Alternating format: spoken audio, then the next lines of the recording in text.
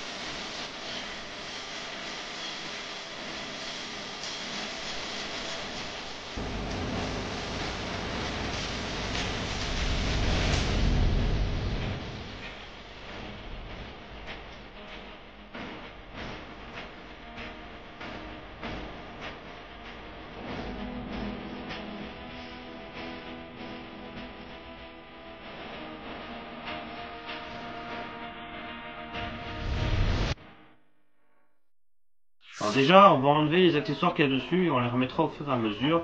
Donc voilà, un immense bouclier et une poignée pied. Ça c'est franchement sympa. Donc voilà. Et voilà, donc messieurs, dames, nous voici avec le Stampede. La review du blaster commence par l'avant. Il n'y a absolument rien. Il y a juste un canon, quoi, aussi simple que ça, mais qui a quand même une belle mine, hein, me diriez-vous. À l'arrière du blaster, on n'a rien non plus, pas attache crosse ou quoi que ce soit. En revanche, on a une très grosse crosse, très longue crosse. Là-dedans, on met les piles d'ailleurs. Ici, vous avez les piles en haut. Donc ici et ici, vous avez 2 petits trous. Alors pour le coup, comme c'est un blaster avec un ressort, que les piles soient neuves ou pas, ça influe juste la cadence de tir. Donc même si vos piles sont pourries, ça tirera moins vite, mais toujours aussi fort parce que c'est avec un ressort. Donc la puissance ne changera pas. Donc voilà, messieurs, dames. Oh, magnifique. 6 piles de taille D dans cette espèce d'énorme compartiment.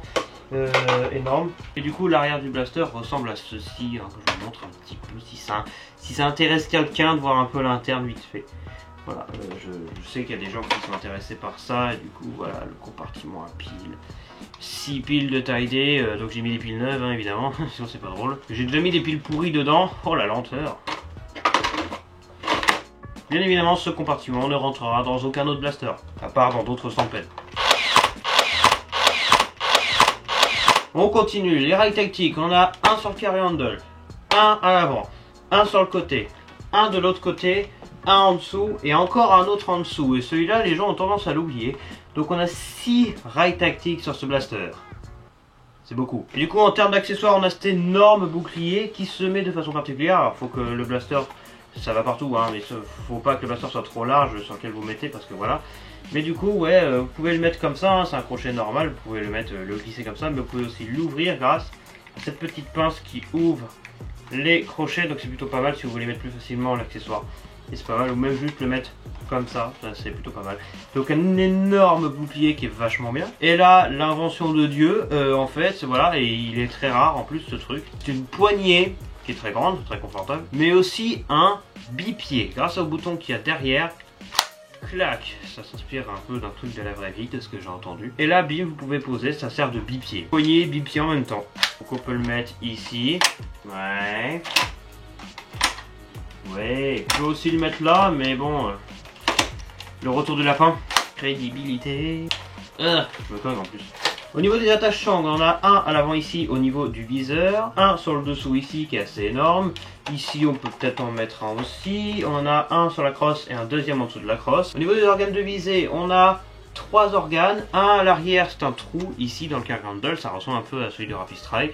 Ça ressort par ici. Ensuite le deuxième organe, il est là sur la trappe de désoreillement et c'est très drôle. Donc c'est cette espèce de petit truc là.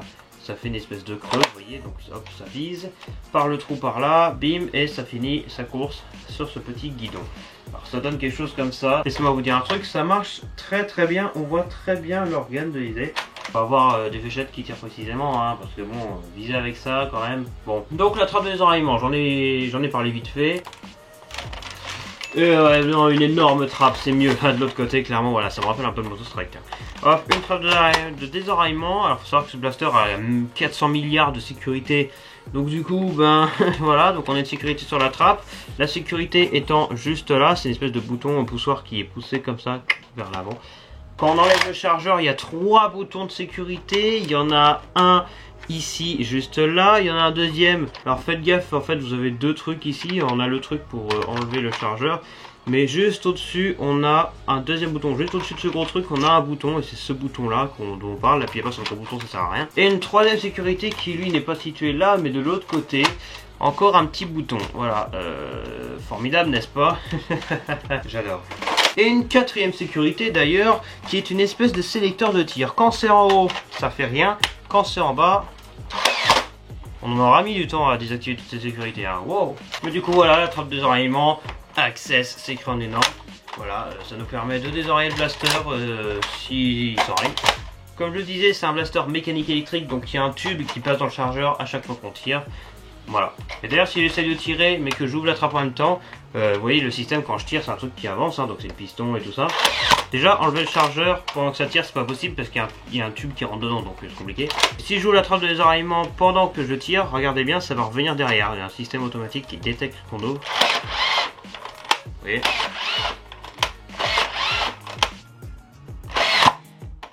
Ah, là, j'ai ouvert un peu trop tard, là. Vous voyez, ça marche bien. La poignée est très confortable, il y a des effets granuleux, des effets lisses, des effets métalliques, etc. Toujours le délire de c'est relié à la crosse, même sur les anciens blasters il y avait déjà ça. Par contre le fond de la vidéo il est bleu, un peu moche. Voilà, merci à la caméra. La pression sur la détente est tellement lisse qu'on a l'impression qu'elle n'active strictement rien. Alors qu'en fait si elle active tout le système du blaster qui défonce. On a le bouton ici pour enlever le chargeur qui est un peu dur mais ça va. Il est situé des 2 côtés bien évidemment. Tout comme la peinture du blaster. Regardez ça un petit peu et on y vient. Le style bien évidemment. Le style du blaster est absolument magnifique. Il est jaune. Moi j'aime bien le jaune. Donc ça aide. Donc on a Nerf. Alors la gamme du blaster c'est avant Elite. Donc c'était juste N-Strike, donc c'est Streamline hein, finalement. Sachant que le blaster est ressorti dans la gamme Icon, qui est une variante de la gamme Elite. Il est ressorti pour fêter les 50 ans de Nerf, mais c'est pas exactement le même. Il n'est pas fourni avec 3 chargeurs de 18, mais 2. Il n'a pas la poignée avec, il a juste le bouclier. Bon, une version un peu plus cheap, avec des VGTI standard bien sûr. Donc au niveau du système, bim, vous connaissez, hein, hop, ça tire en rafale. Une vitesse moyenne de 3 par seconde, mais ça baisse très vite encore une fois parce que ce truc bouffe très vite les piles. Mais à part ça il est très confortable, très stylé. Du coup on a des effets de moteur un peu partout, hein, des espèces de câbles etc. Dans tous les sens. C'est pas le même design de l'autre côté quand même, ils ont pas fait copier-coller. C'est voilà, on a des trucs différents histoire de diversifier un peu la chose. La peinture des 2 côtés, même le Stampede, le nom du blaster et Nerf. C'est peint des deux côtés, franchement exceptionnel. Voilà. Il y a même de la peinture sur le chargeur, autant là, mais là il y a aussi le logo Nerf 18 Max. C'était à l'époque où Nerf n'était pas radin. Quel dommage que la puissance n'était pas encore au rendez-vous à cette époque. Alors spoiler, évidemment ce blaster est très lourd, donc si je le tire comme ça, il se casse la gueule vers l'arrière, mais genre instantanément. Mettons-y les accessoires. Hop là, donc on peut le mettre là, mais je vais le mettre là. C'est tout pour la revue des blasters. Maintenant, le test de tir. Fléchettes Streamline, les ancêtres des fléchettes Elite.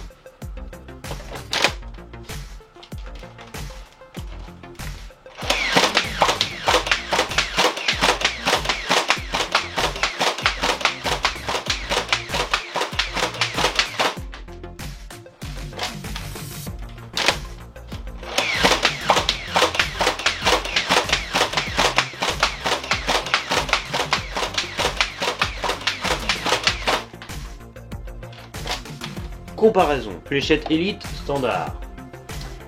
Oui, il y en a beaucoup. Coup par coup. Ça tire mieux déjà.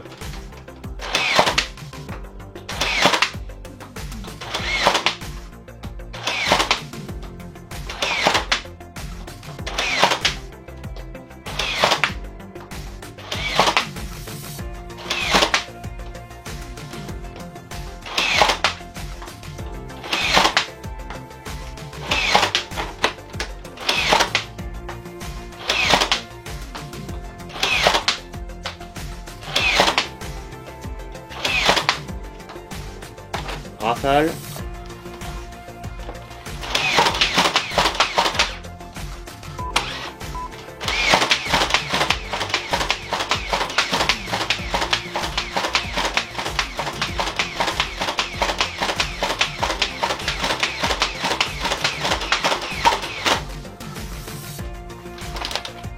On notera un détail, ce blaster a un fort recul par rapport au système de piston qui revient brutalement.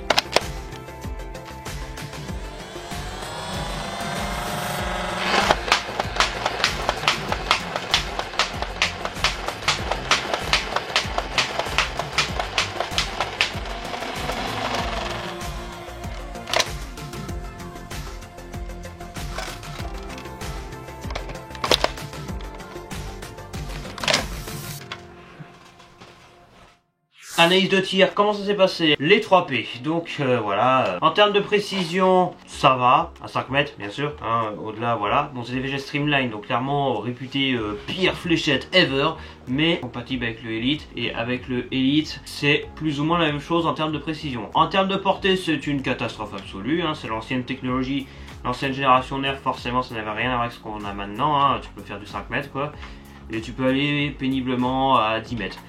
Mais t'iras pas plus loin quoi. Et le chronographe en FPS sur ce blaster, le Nerf Stampede, on a atteint la moyenne puissance générale de, attention c'est spectaculaire, 51 FPS. Waouh. Bon, performance assez médiocre, mais on s'en fout, c'est une légende. Donc bon, voilà toutes les informations que je peux donner sur ce blaster. Conclusion. Quoi conclure de ce blaster? Je vais faire un truc. L'instant chargeur.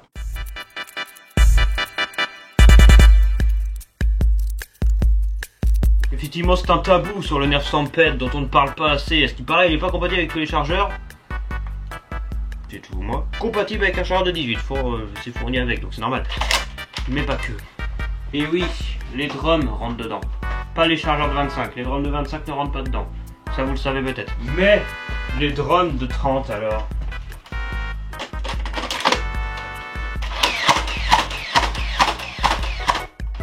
Ça rentre parfaitement. Je vais pas chercher midi à 14h, mais en gros, ce blaster est compatible avec tous les chargeurs, sauf le 25. Mais le 30 il rentre dedans, le 50 il rentre dedans, et d'ailleurs il y avait une édition spéciale du Stampede exclusif aux États-Unis, exactement le même sauf qu'il était fourni avec un chargeur de 50. Et oui, le Nerf Elite Titan là avec son chargeur de 50. En 2019 quand c'est sorti, c'était loin d'être nouveau, en réalité ça existait déjà depuis longtemps avec le Stampede dans un pack spécial. C'était un chargeur de 50 comme ça, sauf qu'il était gris jaune, et ça rentre parfaitement. Bref, vraie conclusion sur le Stampede. Clairement, il a beau avoir des performances assez pourries, hein, disons-le, eh bien ça reste une légende du Nerf. Donc non, je ne vous conseillerais pas pour vous amuser ou à défoncer des gens, je sais pas quoi, mais en vrai, si, il pourrait toujours jouer ce rôle. La performance n'est pas non plus horrible. Je trouve que la portée est plutôt bonne, que ça peut suffire pour toucher quelqu'un. Mais, sincèrement, il est clairement démodé, hein, mais c'est une légende. Aujourd'hui, on ne le voit plus comme un blaster actuel, on le voit comme un blaster légendaire de l'époque, quoi. C'est-à-dire que tu l'as, c'est pour la collection, quoi. En plus, moi j'ai eu le privilège de l'avoir une neuf, donc je pense que là je vais vraiment le garder pour la collection, hein, celui-là, même si j'ai déjà bien fait le couillon avec, entre nous. Franchement, le Stampede, très très bon blaster. Puis voilà, quoi, personnalisable avec des accessoires de malade, des fléchettes et tout pitou.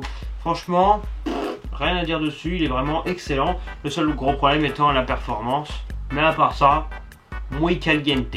J'espère avoir fourni toutes les informations nécessaires pour vous faire prendre une décision sur si vous allez acheter ce blaster ou non, mais en tous les cas vous ne pouvez pas l'acheter puisque c'est un ancien Nerf d'avant, donc vous ne pouvez plus l'acheter.